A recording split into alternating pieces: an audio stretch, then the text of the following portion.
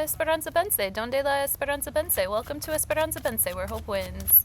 Thank you for fine-tuning your free will and intuition with me today. We upload every Monday through Friday, 6 a.m., so you can get just sort of an intuitive lens on what symbology might be appearing for you throughout the day. It kind of gets your reticular activation system up and functioning and funky. We put the funky in functional, don't we?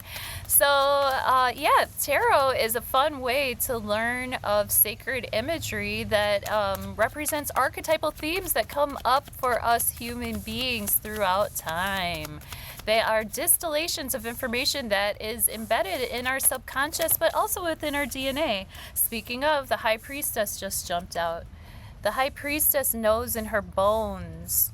She knows what she knows, and she doesn't have to tell. She might keep some secrets in her well. She sits behind the veil. She knows what she sees. She doesn't just believe. She brings you to your knees.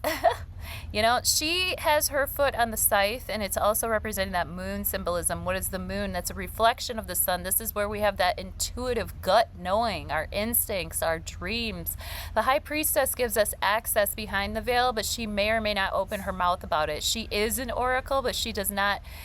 She's not one of those people that you can come to, like me, for example. If you want to come to me as an oracle, I do this kind of work on a private level. You can hit the links in the description box. We can have you a private session.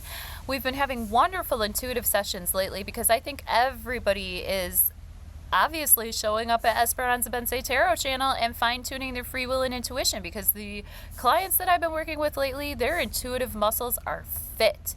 And the High Priestess smiles upon that. She doesn't smile very often, but she smiles upon those who trust their guts and trust their intuition and trust their inner knowing and trust what they have studied. You know, she's no spring chicken. She has the book knowledge.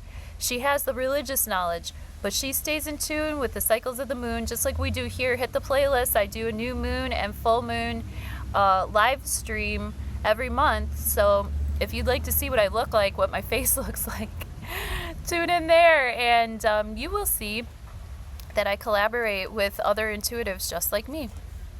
So she's going to sit quietly and flavor our reading for today. After I get my jumper card, I know it's time to pray and play. So that's what we're going to do for today, the 9th of July, 2026. Thank you so much for being here.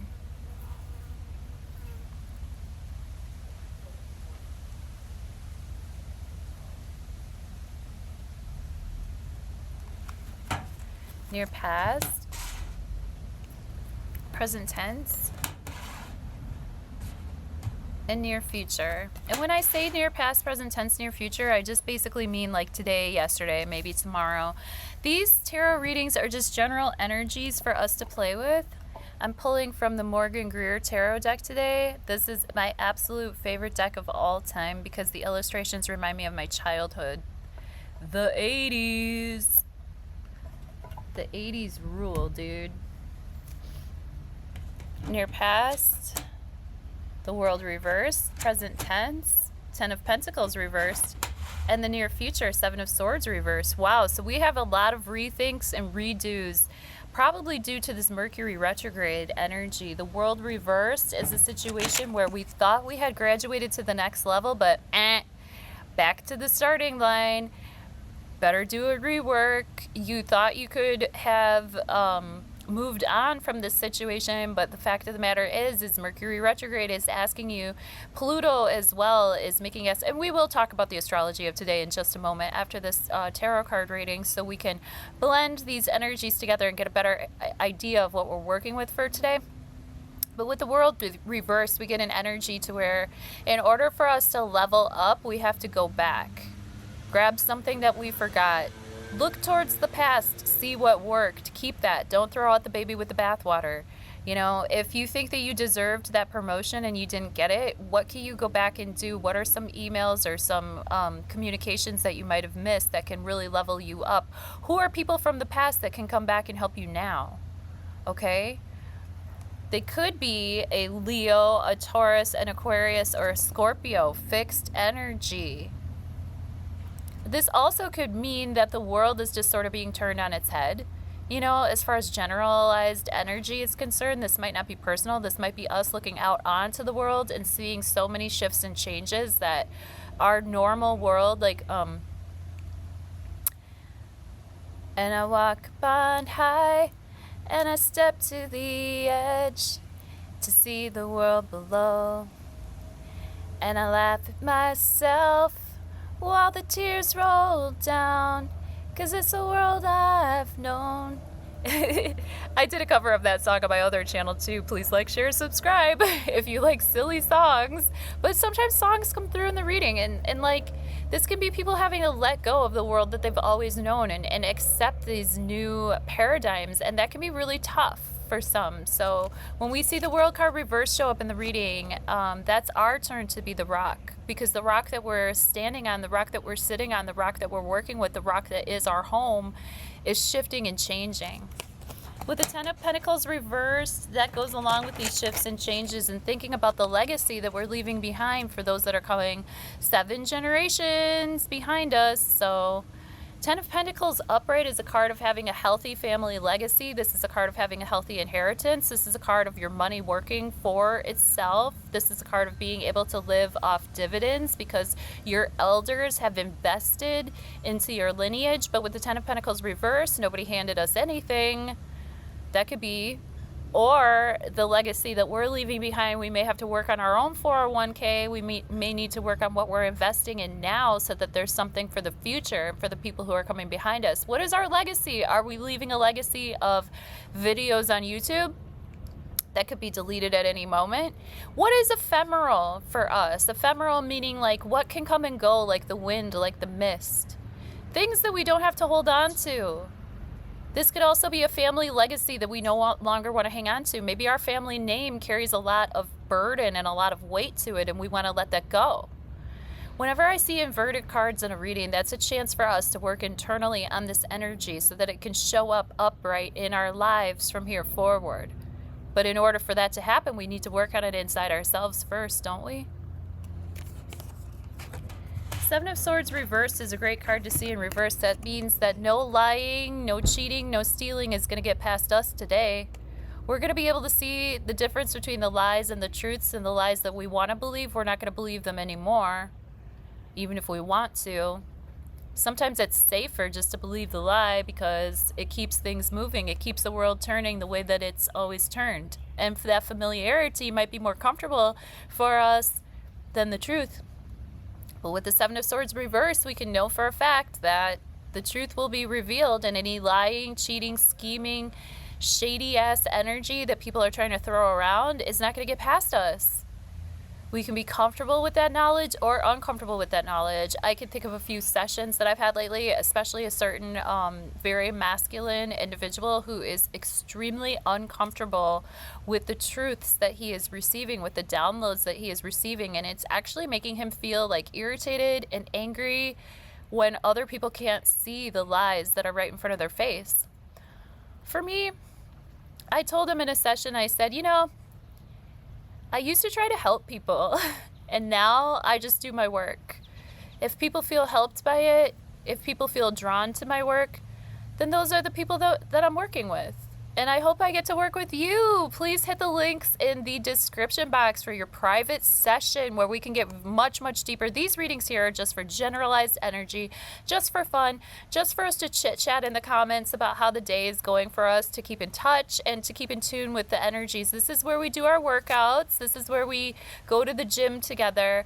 But when you book a private session, that's like where you prove yourself to yourself, where I am your personal trainer and where we really go deep into the fascia of your subconscious. And we can look at your personal astrology. We're going to look at the general astrology for today in just a moment. Thank you so much for fine-tuning your free will and intuition with me. See you on the next one, God willing. Here we are, 9th of July, 2026. How did I get here? The big news of the day today, Venus ingress Virgo by early afternoon, I think right around 1 something p.m. Central Standard Time.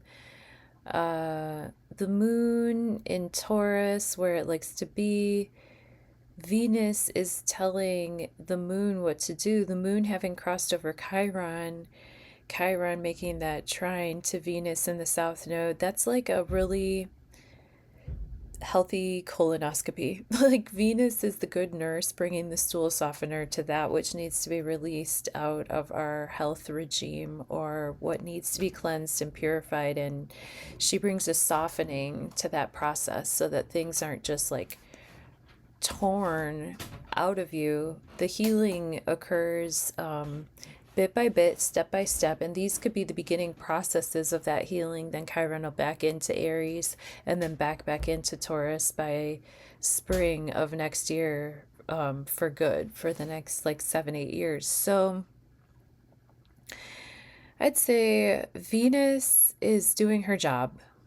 You know what I mean? It might not be a pretty job, but it's a good job. And she's bringing good nurse energy towards that south node, opposing the north node, which is like, you know, pray for things to get better, have a positive mindset, you know, count on your dreams, count on your spirit, talk yourself into a better reality. Venus in Virgo conjunct the south node and making a trine with Chiron says, let's heal what's real. If we need to seek proper medical attention, that's what we need to do, and Venus will soften the deal.